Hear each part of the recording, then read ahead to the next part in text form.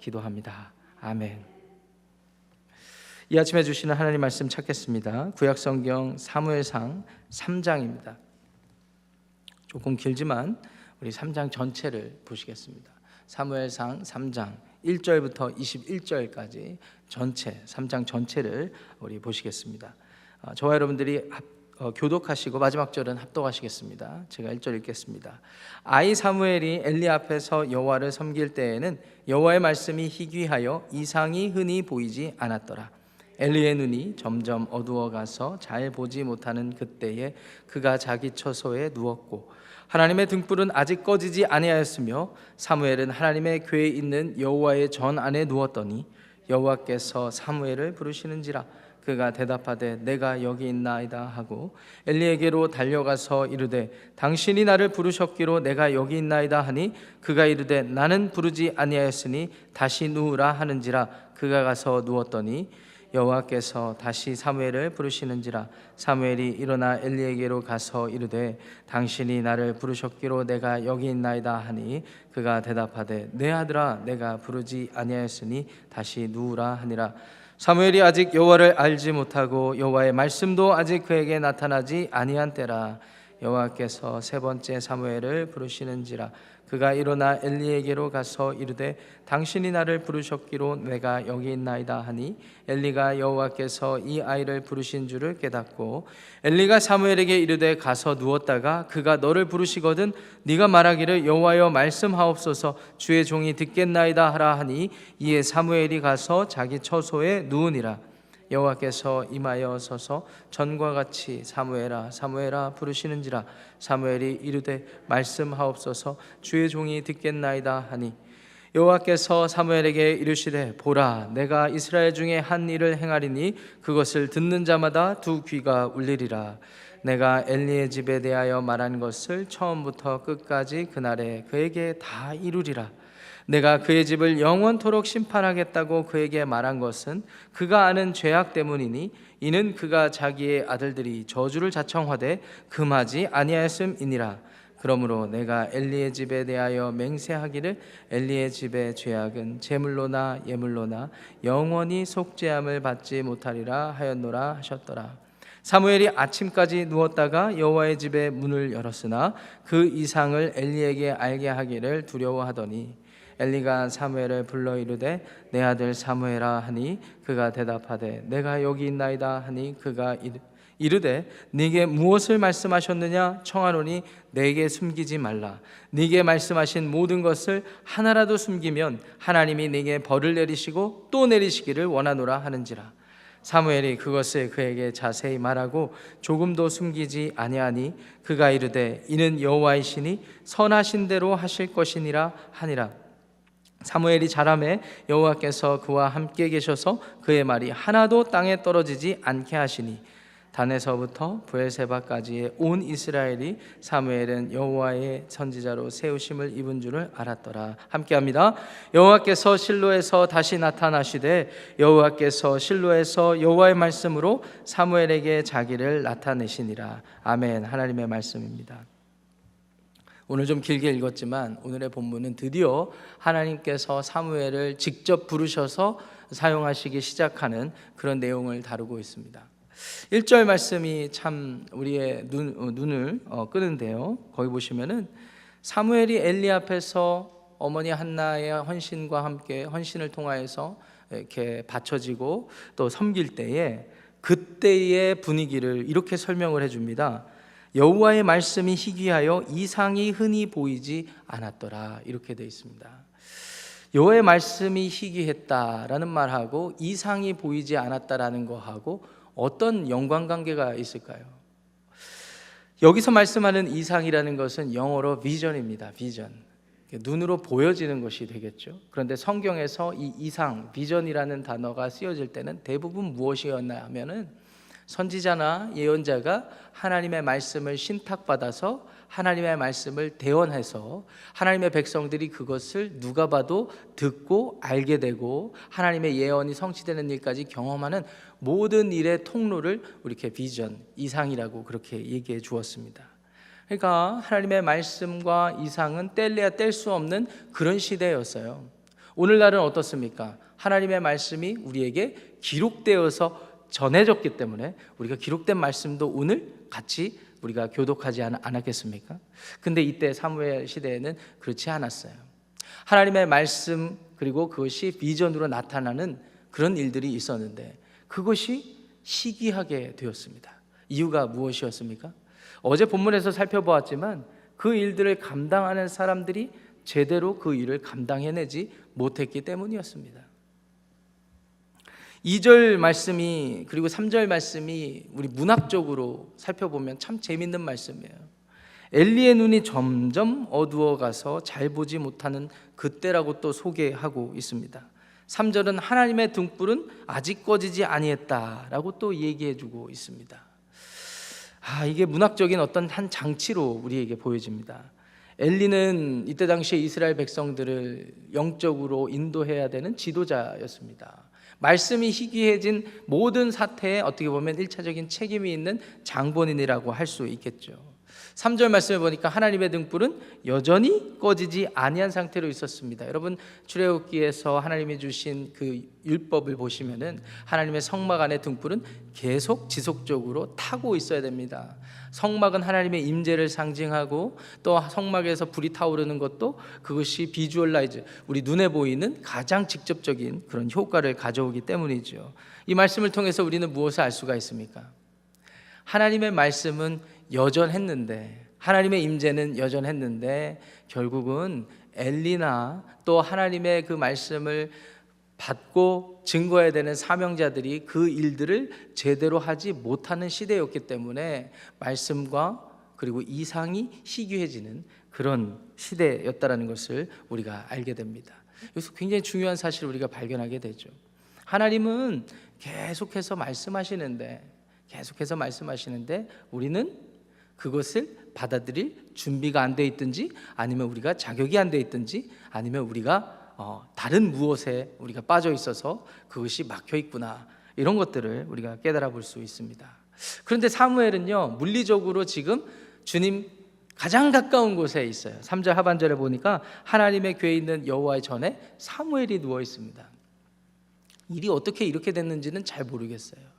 뒤에 보면은 이 실로에 있는 하나님의 성막을 또 여호와의 집이라고 표현하고 있는데 이게 빌딩으로 지어진 것인지 아니면 성막 그 자체였는지 우리가 이런 것들을 정확하게 알 수는 없지만 우리는 나중에 성전이 지어진 시점을 알기 때문에 성막과 어떤 빌딩 사이에 어떤 중간의 어떤 형태가 아니었을까라는 것도 생각해 보게 됩니다. 어찌됐든 사무엘이 여호와의 전 안에서 궤 옆에 근처에서 섬길 때 하나님께서 사무엘을 부르시죠. 그런데 사무엘이 하나님의 음성을 알아듣지 못합니다. 7절 말씀을 보니까 사무엘이 아직 여호와를 알지 못했기 때문이라고 설명해 주고 있거든요. 여기서 알다, 알지 못했다 할 때 이 알다라는 단어는 여러분 잘 아시는 경험을 통해서 직접 체험해서 깨달아지는 상태를 이야기합니다. 그렇기 때문에 우리가 학교 가서 지식적으로 들어서 강의를 들어서 알게 되는 그 알다가 아닙니다. 사무엘이 왜 여호와를 알지 못하는 그런 상태가 되었을까요?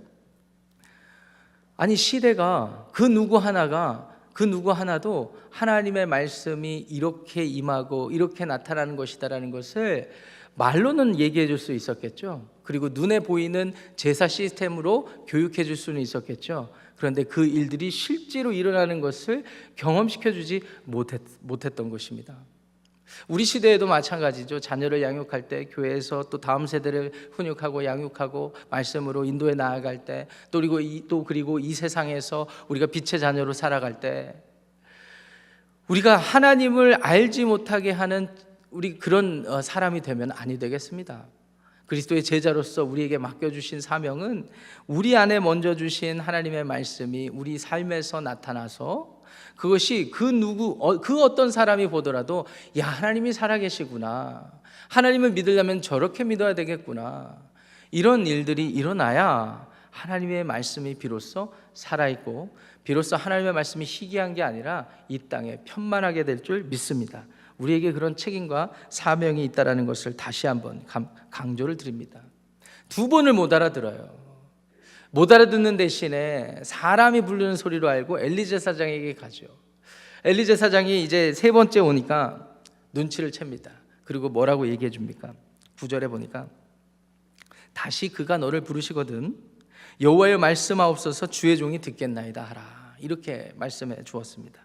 사무엘이 다시 처소에 누웠는데 세 번째 주님의 말씀이 임했어요. 그래서 엘리의 말대로 말씀하옵소서 주의 종이 듣겠나이다 라고 그렇게 말씀을 올리니까 하나님께서 이제는 앞으로 행하실 일, 1절에서 말씀드렸던 하나님의 말씀이 희귀해서 이상이 보이지 않았던 일을 사무엘에게 쏟아주고 계세요. 근데 그 일이 굉장히 끔찍합니다. 무엇입니까? 엘리와 그의 아들들이 한 일들을 기억하셔서 그 일들 때문에 엘리의 집안을 우리 멸망시키겠다고 심판하시겠다라는 말씀이 13절, 14절에 나와 있습니다. 이 이야기를 들은 사무엘은 밤새 잠을 못 이뤘던 것 같아요. 이리 뒤척 저리 뒤척 하다가 자기의 직무를 감당하기 위해 아침 일찍 여호와의 집의 문을 열었는데 엘리가 부르는 거예요. 내 아들 사무엘아, 어제 주님께서 너에게 뭐라고 말씀하셨느냐? 라고 했는데 사무엘이 쭈뼛쭈뼛하니까 너 나한테 얘기 안 하면 하나님께서 너에게 벌을 내리시기를 원하노라. 사무엘이 얘기하죠. 조금도 숨김없이 얘기했다고 18절에 그렇게 나와 있습니다. 뭐라고 얘기합니까? 당신의 집안이 심판을 받게 될 것이라고 그렇게 얘기를 합니다. 그리고서는 19절부터 21절에 사무엘이 이제 그 일을 하나님을 만난 첫 경험부터 이제 잘하게 되는데 하나님께서 그를 어떻게 사용하시는지 19절에 이렇게 표현을 합니다. 그의 말이 하나도 땅에 떨어지지 않게 하셨다. 이렇게 되어 있습니다. 하나도 그 말이 땅에 떨어지지 않는다라는 말은 하나님의 말씀이 그에게 임했을 때 그 말씀이 임한 말씀 그대로 이루어졌다라는 말씀이에요. 하나님의 말씀이 사무엘에게 하셨으면 그 사무엘이 그 말씀 받아들고 그대로 살고 그걸 통해서 많은 사람들이 아, 하나님이 살아계시구나, 하나님이 저렇게 말씀하셨구나를 알게 됐다라는 거예요. 그게 엘리만, 아니 사무엘의 어머니 한나만, 아버지 엘가나만 알게 되는 정도가 아니라 20절 말씀 보세요. 단에서 부엘세바까지 온 이스라엘이 그렇게 알게 되었습니다. 여기 단은 저 북단 헐몬산 헐몬산 끝자락에 있는 지역을 의미하고, 부엘세바는 에돔 바로 위쪽에 위치한 지역을 의미하죠. 이 말은 뭡니까? 백두에서 한라까지 이런 의미와 같습니다. 단에서 부엘세바까지 온 이스라엘이 사무엘에게 하나님이 함께 하신다라는 것, 그리고 사무엘은 하나님의 말씀 그대로 살고 그 말씀 그대로 사명을 감당한다는 것을 알게 되었다. 이렇게 이해해 볼 수가 있습니다. 이렇게 해서 사무엘이 엘리로부터 모든 리더십, 엘리에서부터 사무엘로 모든 리더십이 이제 트랜지션 되는 그런 과정을 담고 있는 것이 오늘 저와 여러분들이 봉독한 본문이에요. 자, 근데 제가 여러분들과 한번 생각해 보기 원하는, 오늘 본문을 더 깊이 이해하기 위해서 생각해 보기 원하는 부분이 있습니다. 다시 1절로 돌아가시면 하나님의 말씀이 희귀하여 이상이 흔히 보이지 않게 되었다라는 것이 굉장히 중요한 포인트입니다. 오늘 본문 말씀에서 결과적으로 말씀드리면 하나님께서는 그 일을 다시 회복시키시는데 누구를 통해서 회복시키셨냐면 사무엘을 통해서 다시 그 일이 제대로 이루어질 수 있도록 하셨어요. 그런데 앞에 본문 2장과 뒤에 본문 4장을 우리가 앞으로 4장을 묵상하고 앞에 2장을 묵상을 했기 때문에 이렇게 연결짓기 위해서는 이 1절 말씀을 깊이 이해하는 게 필요하다고 생각이 됩니다. 왜 하나님의 말씀이 희귀하여서 이상이 나타나지 않았을까요? 그 밑에 하나님의 등불은 여전히 꺼지지 않는 상태, 하나님의 임재는 여전히 원하시고, 아니요, 심지어 하나님께서는 무소부재하시기 때문에 또 영원하시기 때문에 하나님이 존재하지 않으신 적이 없고, 그리고 하나님이 말씀하지 않으신 적이 없거든요. 하나님은요, 우리 민수기 22장 가시면은요, 이방 선지자 발람이 하나님의 백성들을 이 모압 왕 발락이 청탁해가지고 저주하러 이렇게 길을 나서죠. 돈을 거액을 제시하니까 그거에 이 정욕대로 끌려가지고 가는데 하나님이 길을 계속 막으시는데 계속 꾸역꾸역 정욕대로 그 길을 가니까 누구를 사용하십니까? 나귀를 사용하십니까? 나귀. 여러분, 나귀가 말하는 거를 보신 적 있으십니까? 저희 집 앞에 요새 막 사슴들이 왜 이렇게 많이 오는지 몰라요. 근데 이 사슴들이 얼마나 대범하냐면은 제 바로 앞에까지 와서 저를 이렇게 쳐다보고 제가 지나가도 꿈쩍도 안 하는 거예요. 그래서 제가 요새 좀 두려움이 생겼어요. 한 대여섯 마리가 막 같이 온 가족이 다니는데 제가 사슴을 이렇게 보면 얘네들이 어느 순간 5마리가 저를 한꺼번에 공격할 것 같은 그런 생각마저 듭니다. 여러분 그런 상상 안 해보셨어요? 말도 안 되는 일이죠. 나귀가 말을 합니다. 그런데 하나님께서 말씀을 하시려고 작정하시면 나귀를 통해서도 말씀하시거든요. 근데 왜 이렇게 말씀이 희귀해서 이상이 보이지 않게 되었을까? 우리 3장 직전 본문 기억하십니까? 홈니와 비느하스가 얼마나 패역하게 되었는지, 그것을 그냥 지켜보고 타이르는 엘리의 모습이 얼마나 무기력하고 무능력했는지 여러분 그거 보셨죠? 하나님이 말씀하지 않으셨던 게 아니라 결과적으로 보면은 하나님은 원하시는 것도 있었고 안타까운 마음도 있었고 돌이키고 싶은 마음도 있는데 안 듣는 거예요. 안 듣는 거예요. 안 듣고 귀를 닫고 눈을 감고 자기가 하고 싶은 거 생각하고 싶은 대로 말하고 생각하고 싶은 대로 행하고 그리고 느껴지는 대로 행하는 그 삶을 살다 보니까 말씀이 희귀해지고 이상이 보이지 않았던 것입니다. 여러분들도 그렇게 생각하십니까?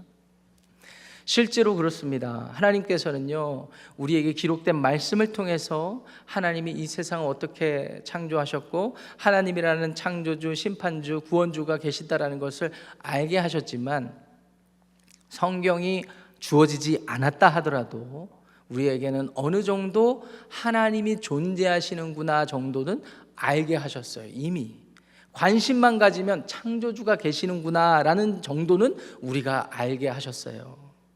로마서 3장에도 그와 같은 개념들이 소개되고 있죠. 우리가 자연을 보면서 인간이 할 수 없는 그 어떤 상황에 봉착할 때 우리의 마음이 센스가 있죠. 영적인 센스가 있단 말입니다. 아, 창조주가 있구나, 창조주가 계실 수 있구나, 내가 두렵고 정신 차려서 이렇게 살아야 되겠구나, 이런 정도는 우리에게 심겨져 있거든요. 그런데 그 센스까지도 우리가 무감각하게 지나가는 이유는 우리가 생각하고 느끼고 하고 싶은 대로 살고 있기 때문입니다. 이제 앞으로 4장 본문부터 7장까지 펼쳐지는 내용을 보세요. 너무 신랄하게 묘사되고 있어요. 하나님을 믿는다고 착각하는 사람들이 자기들 멋대로 자기가 하고 싶은 대로 하나님을 자기의 삶에서 이용하고 하나님을 조종하려고 하는 그런 이스라엘 백성들의 그 악한 모습들이 쭉 묘사되고 있거든요. 아하, 2장 그리고 4장부터 펼쳐지는 내용에 껴있는 3장의 내용 1절을 보니까 왜 시대가 이렇게 됐는지를 우리가 잘 알게 되는 그런 구절이라고 할 수 있겠습니다. 여러분들은 어떻게 생각하십니까? 이 말씀을 우리가 잘 묵상하면서 적용해 볼 줄 알아야 되겠습니다. 하나님의 음성이 안 들리십니까? 하나님의 말씀을 좀 듣고 싶은데, 하나님의 응답을 좀 듣고 싶은데, 깨닫고 싶은데 잘 감이 안 오십니까? 답답하십니까? 왜 그렇다고 생각하십니까? 여러 가지를 생각해 보실 수 있겠지만 먼저 한번 생각해 보세요.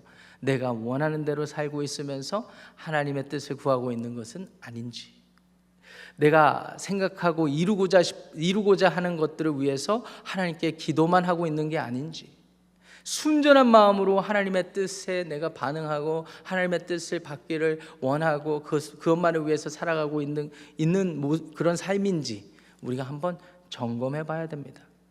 저는 신앙생활하면서 어느 순간부터 하나님의 제가 이제 간절하게 기도해서 하나님께 받고 싶은 그런 기도를 하지 않게 되는 것 같아요. 이게 나쁜 걸 수도 있고 좋은 걸 수도 있는 것 같아요. 왜 그럴까요? 이전에는 제가 이루고 싶은 것만 간절히 기도했다면 어느 순간 그게 안 된다라는 것을 알아서 그랬을 수도 있고요. 제가 스스로. 또 반대로 제가 하나님과의 관계가 더 깊어지고 성숙해져서 내가 이런 거, 내가 원하는 너무 원초적이고 기초적인 것만 요구하는 게, 하나님 앞에 요구하는 게 부끄러워서 그런 것도 있는 것 같아요.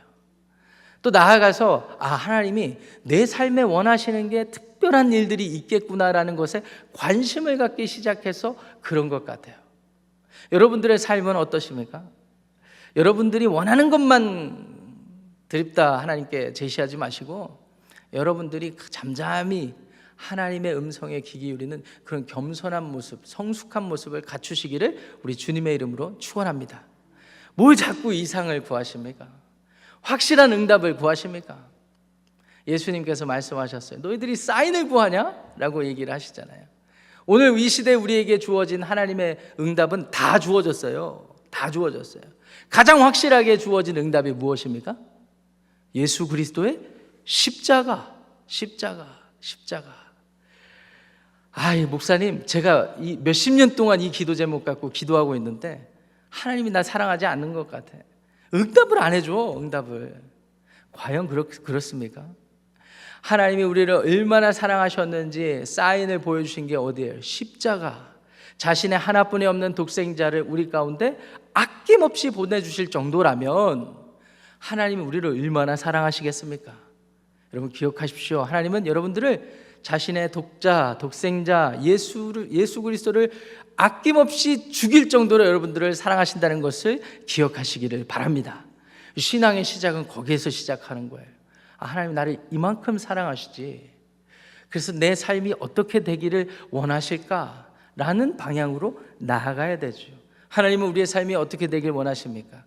그전에는 엘리의 두 아들처럼 자기의 정욕, 자기의 욕심, 자기가 원하는 것만을 추구해서 살았다면은 그런 삶에서 돌이켜서 하나님이 나를 십자가에서 구속하시고 그의 아들 때문에 나를 살리셨다는 것을 기억하고 그의 아들이 보여주셨던 삶의 모습 본을 따라서 오직 하나님을 경외하고 나를 부인하고 우리 주님처럼 우리에게 맡겨주신 십자가를 지고 하루하루 한 걸음 한 걸음 걸어가는 삶, 이게 하나님의 뜻이에요. 여러분 기억하시기를 바랍니다.